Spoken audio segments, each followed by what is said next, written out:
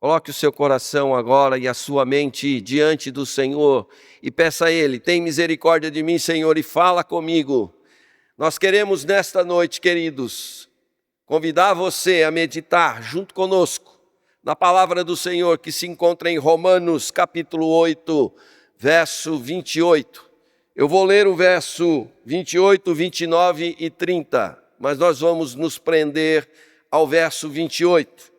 Palavra do Senhor, do apóstolo Paulo, que diz assim, preste atenção, querido, palavra do Senhor: sabemos que todas as coisas cooperam para o bem daqueles que amam a Deus, daqueles que são chamados segundo o seu propósito, porquanto aos que de antemão conheceu, também os predestinou para serem conformes à imagem de seu Filho, a fim de que ele seja o primogênito entre muitos irmãos.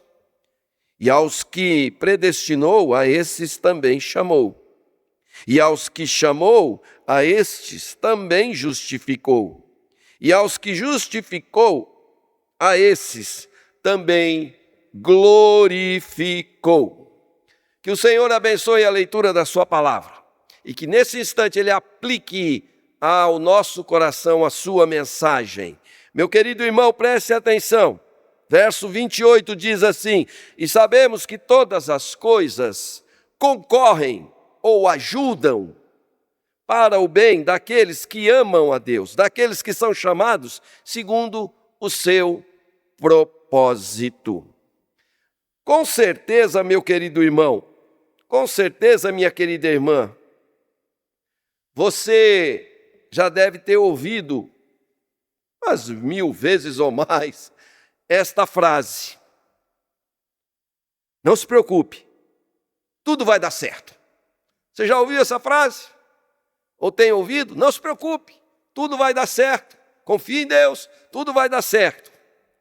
Esta frase é decorrente de uma ideia ou uma corrente filosófica do século XIX que aposta na ordem e na ciência para a obtenção do progresso social.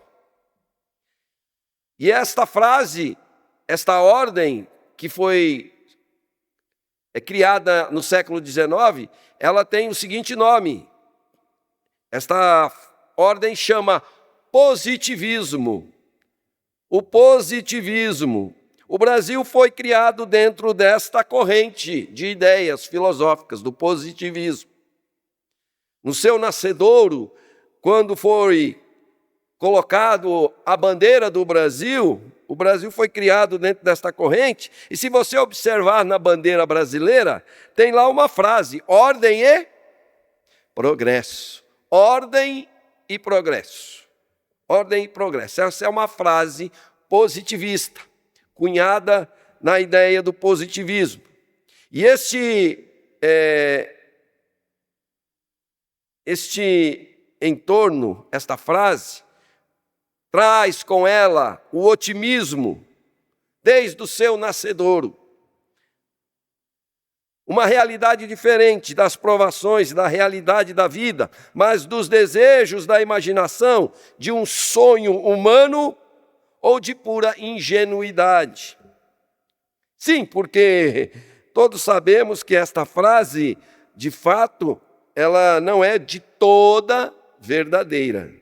Ela não é de toda verdadeira, não é? Não se preocupe, tudo vai dar certo. É uma frase que é dita muitas vezes para animar aquele que está caído, animar aquele que está enfiado em algum problema, colocado dentro de uma situação que não vê saída, e de repente, para animá-lo, para dizer a ele: olhe para frente, não se preocupe, tudo vai dar certo. Conhecemos casos, infelizmente, que comprovam que, de fato, essa frase não tem uma verdade absoluta. Conhecemos casos, por exemplo, de crianças que foram abatidas por um câncer ou por um motorista bêbado. Eu tive um amigo que morreu aos 12 anos, um grande amigo meu, ele morreu de leucemia. criança, jovem ainda. Conhecemos casos de viciados em drogas que viveram ou que vieram de bons lares. Homens de família que perderam seus empregos. Soldados que retornaram do campo de batalha com um membro a menos. Passamos por um momento difícil recentemente no mundo. A tão famosa pandemia da Covid. Não é? Com pessoas morrendo a todo instante. Mesmo assim, repetimos para os nossos filhos, para a nossa família, sem sequer pensar duas vezes. Quando há um problema, quando há uma dificuldade, não se preocupe. Tudo vai dar certo. Tudo vai dar certo. Tudo deu errado, queridos. Na verdade, a verdade do mundo é que tudo deu errado. Meu querido irmão e minha querida irmã. E tudo deu errado a partir do momento em que o homem pecou e desobedeceu a Deus. Esta é a verdade desta frase. Esta é a verdade da raça humana. Tudo deu errado a partir do momento do pecado. Será que todas as coisas realmente, então, cooperam para o bem? O que Paulo está querendo ensinar aqui?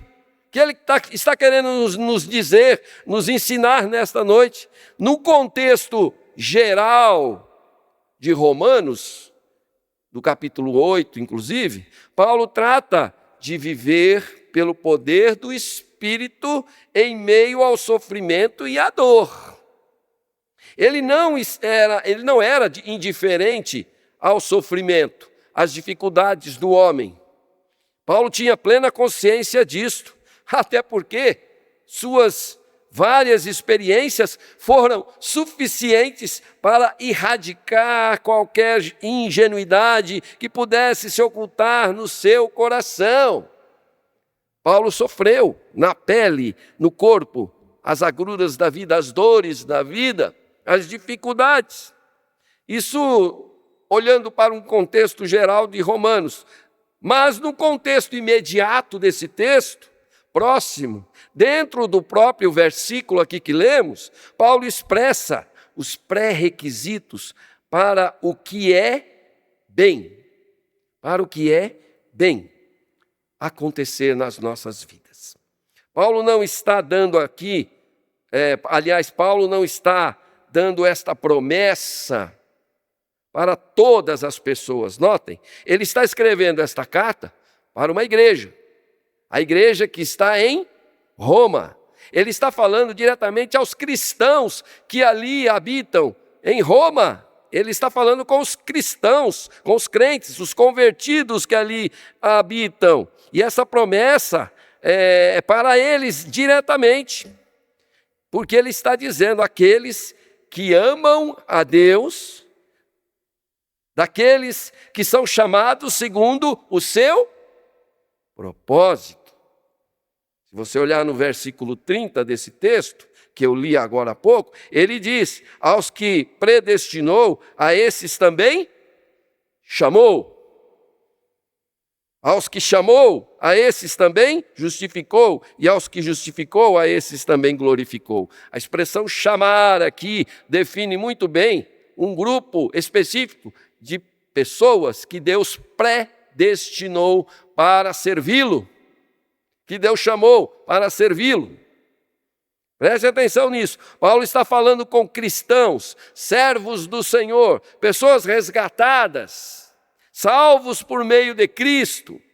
Ele chama a atenção daqueles irmãos e igualmente a nossa, para entendermos as promessas maravilhosas de Deus para as nossas vidas que estão contidas na palavra dele. Por isso, o nosso tema hoje, promessas de Deus para a nossa vida. Promessas de Deus para a nossa vida. E a primeira promessa que Paulo apresenta aqui no verso 28, se você observar, voltando ao texto, é que todas as coisas concorrem. Esta expressão concorrer significa todas as coisas ajudam para o bem ajudam a levar para o bem para aqueles que amam a Deus e que seguem a sua vontade. Concorrem, ajudam. Olha que interessante, é importante que confiemos, de fato, na soberania de Deus, principalmente quando enfrentamos desafios, dificuldades e dores na vida. Por certo, seremos levados nesses momentos, como seres humanos, seremos levados a questionar por que tudo isso está acontecendo comigo, não é?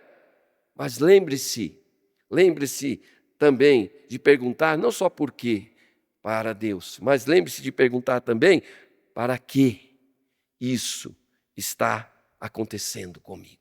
Qual é o objetivo de Deus com esta situação, com essa dificuldade, com esse problema? O que Ele quer me mostrar com tudo isso? A passagem lida nos lembra que Deus está no controle de todas as coisas, querido, e que Ele tem um propósito maior para cada situação que enfrentarmos. Olha que coisa interessante. Ele está operando todas as coisas para o bem,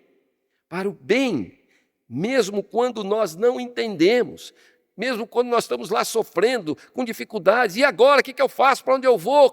Como é que eu ajo? Deus está operando. Deus está agindo. Ele tem um projeto. Você, filho de Deus, não murmure. É comum que nós façamos isso como seres humanos. Não resmungue. Não reclame. Antes, agradeça a Deus por tudo.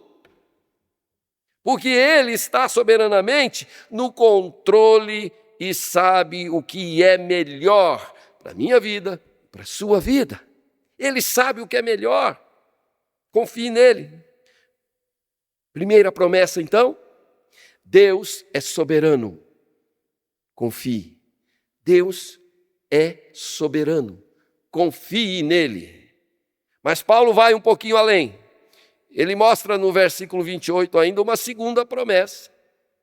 Além de dizer que Deus é soberano, ele diz que Deus é bom. Deus é bom. Tenha fé. Deus é bom. Olha lá, para o bem daqueles que amam a Deus.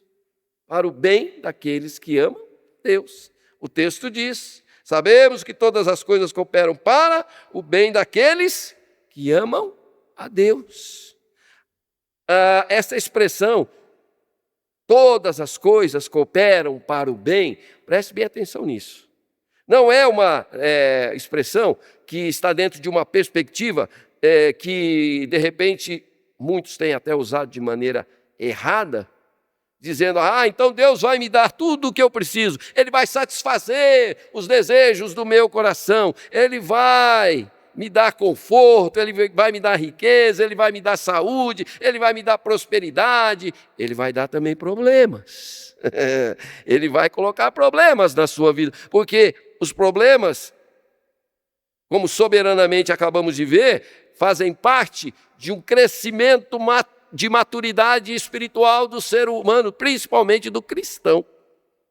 Então nós temos que enfrentar os problemas também. Não temos que olhar só para o lado bom. Deus vai abençoar? Claro que Deus vai abençoar o seu povo. Claro que Deus vai ajudar o seu povo. É claro que Deus tem prazer em ver o seu povo bem. Porém, não entenda que todas as coisas cooperam para o bem. Está dizendo que posso pedir o que eu quiser para Deus que Ele vai me dar. Não é isso que Paulo está ensinando aqui. Antes, a perspectiva de Paulo aqui é de conformidade da imagem de Cristo. Ele está falando aqui de Cristo e de sermos parecidos com Cristo, que é a realização do plano de Deus para a minha vida. Ele converte uma pessoa e ela entra num processo de santificação e vai crescendo espiritualmente até atingir a estatura do varão perfeito, que é Jesus.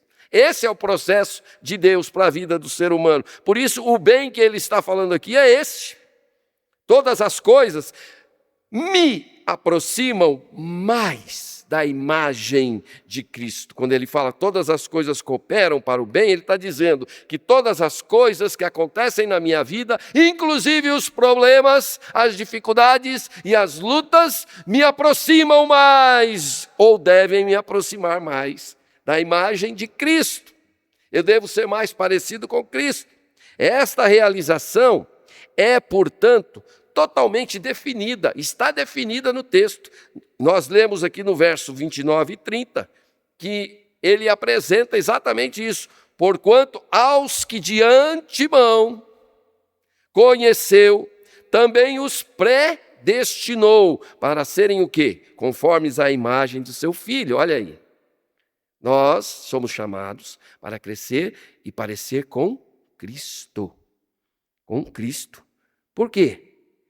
A fim de que ele seja o primogênito entre os nossos irmãos. Irmão mais velho sempre tem a palavra.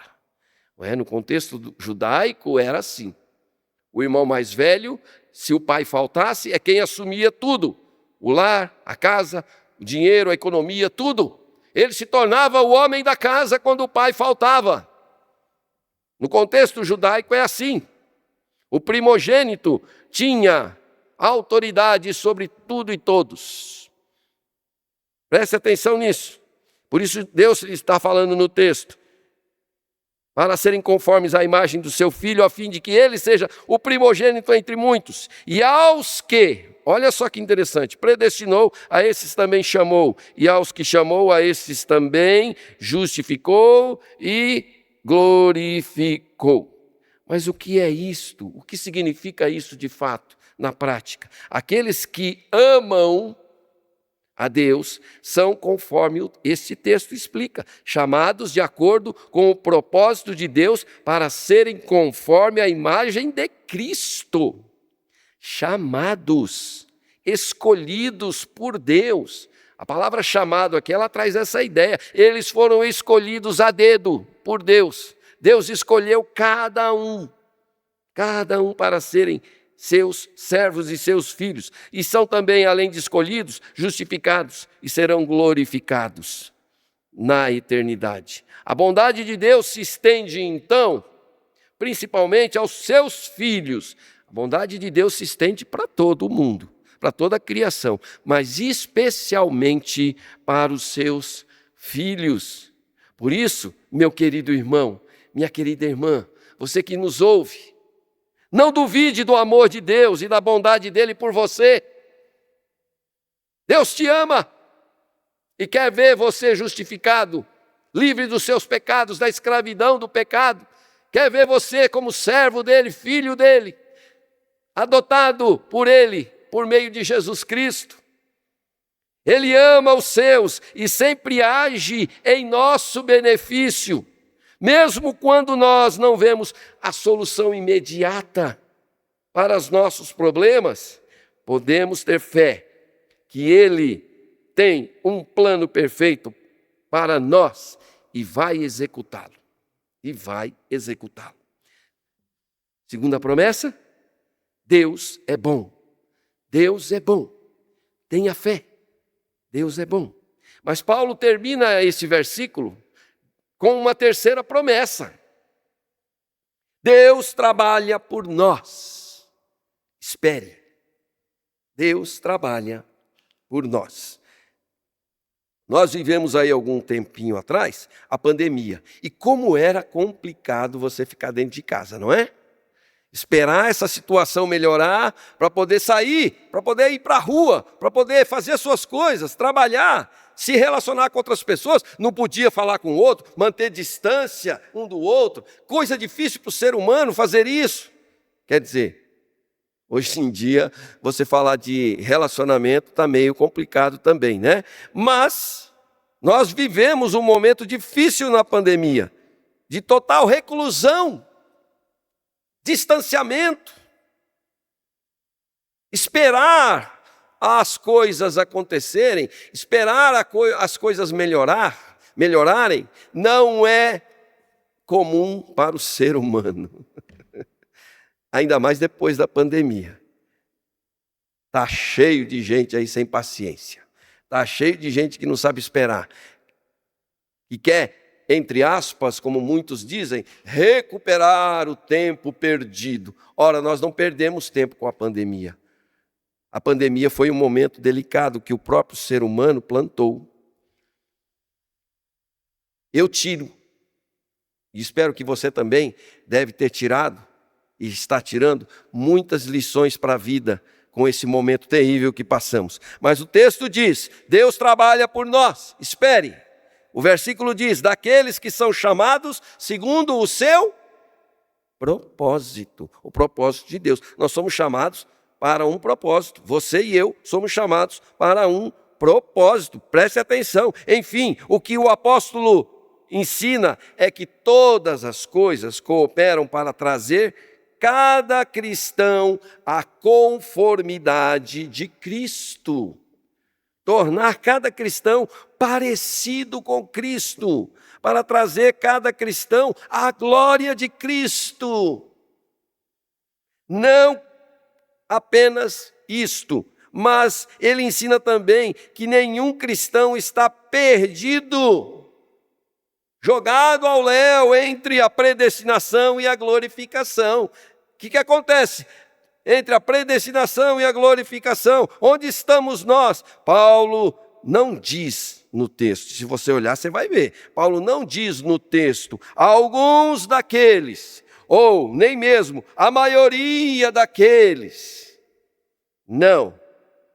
Quando ele descreve cada estágio da jornada da salvação, ele diz aqueles ou daqueles que são chamados. Ele define um grupo específico. Quem? Aqueles que foram chamados por Deus. Nós não sabemos quem são. Por isso a necessidade de pregar o evangelho a toda criatura. Quem crer e for batizado será salvo. Quem não crer já está condenado. Palavras da Bíblia, do Senhor. Mas nós não sabemos quem são os predestinados por Ele.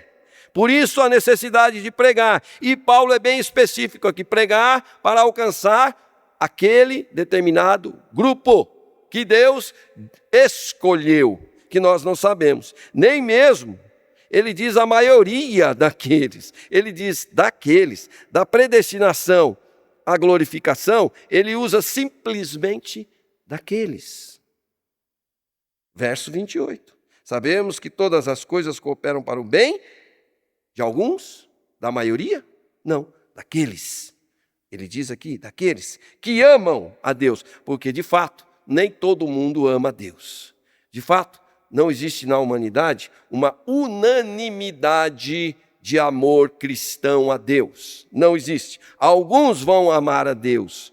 E amar aqui vai muito além de só expressar um sentimento, mas de obedecê-lo, de segui-lo, de ouvi-lo. O cristão verdadeiro não vai perder, querido, preste atenção, não vai perder o trem da jornada da salvação. Por isso, não perca a esperança em meio às adversidades.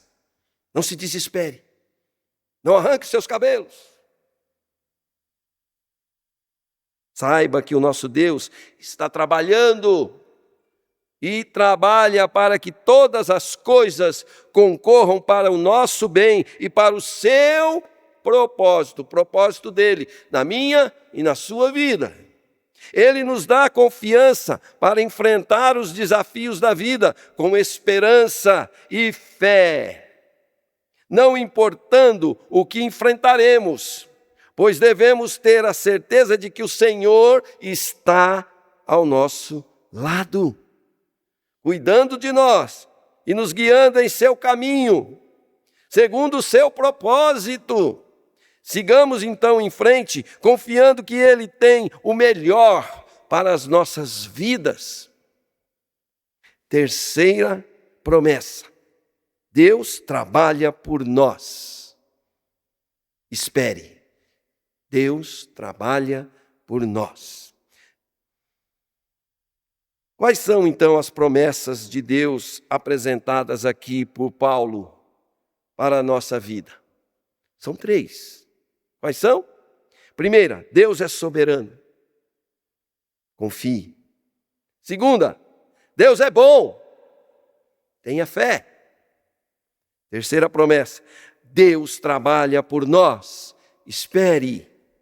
Romanos 8, 28, meu querido irmão, minha querida irmã, é uma poderosa declaração de amor e da soberania de Deus sobre as nossas vidas. Ao confiarmos na sua soberania, tendo fé em sua bondade e esperança, em sua promessa, podemos enfrentar qualquer desafio com confiança e paz. Tomemos, portanto, para nós estas promessas.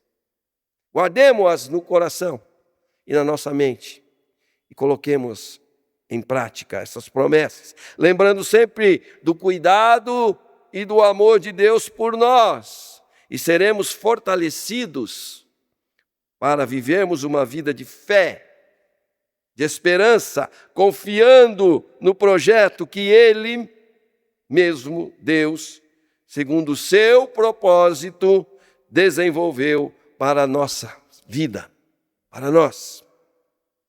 Amém?